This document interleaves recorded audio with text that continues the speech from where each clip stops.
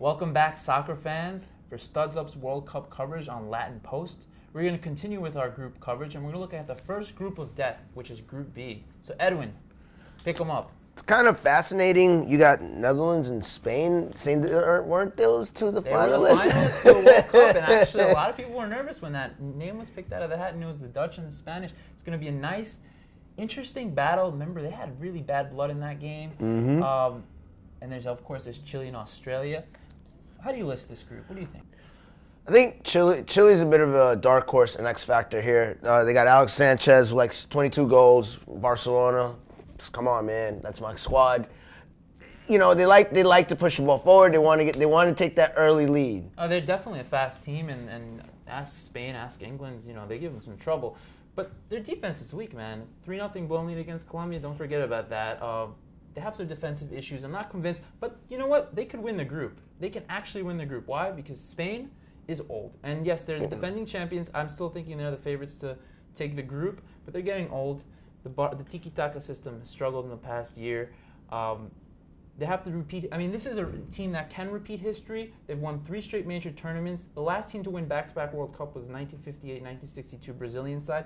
I think Spain can do it, but they are susceptible. They are beatable. And as for the Netherlands, young team. They have some veterans, Arjen Robben van Persie, Huntelaar. Obviously, offensively, they're fantastic. The backline is a little bit nebulous. The goaltending is a little bit nebulous.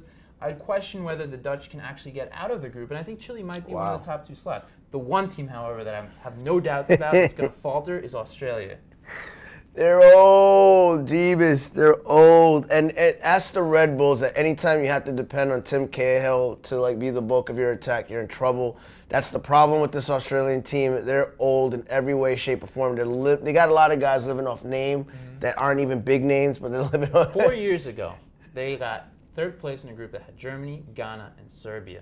This is a lot harder group than that, and they are in far worse shape. I mean, they got blown up by France, by Brazil.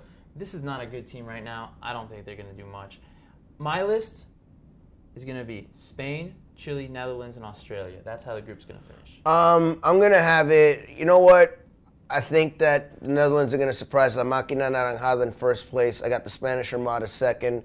Chile's going to be scrappy, but I just don't know if it's going to be enough. Defensive issues that you pointed out. And, of course, I think the one thing we can agree on is Australia's going to be dead last. But this is going to be an offensive World Cup, so I wouldn't completely eliminate South American teams like Chile out of it. Thank you very much for joining us on this episode of Studs Up World Cup Edition. To keep the conversation going, telling us what you think is going to happen in Group B, find us on LatinPost.com, on Facebook, or on Twitter.